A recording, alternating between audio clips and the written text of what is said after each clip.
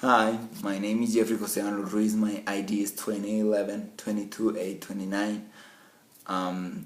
This is my second oral presentation for Technical English 2, and I'm going to explain some examples from the laws of thermodynamics. For the zero law, the example is that if you have a beaker, it is going to be the beaker A, and another beaker that is going to be the beaker B.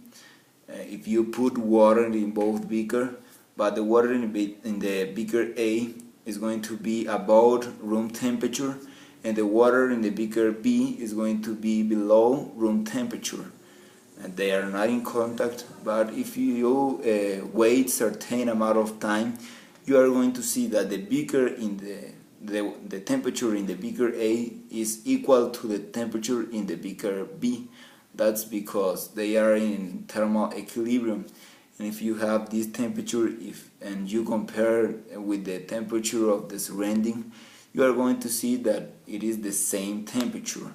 That's because they are in equilibrium, in thermal equilibrium with each other and with the surrounding.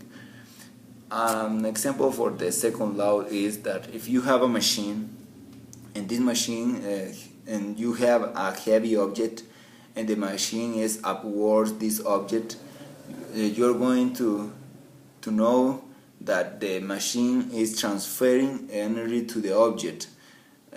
In this case, that energy is a gravitational potential energy, and that's because the machine is upwards this object.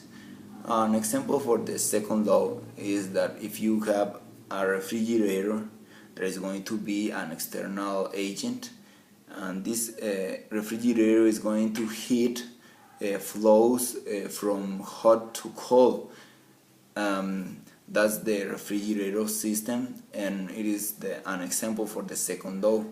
If you want an example for the third law, you need an equilibrium state with 0 grades Kelvin and a crystalline material for which the configurational atomic arrangement is unconstrained. It is always perfectly ordered, and the energy of any other configurational extent, including the fully disordered state. That's an example for the third law.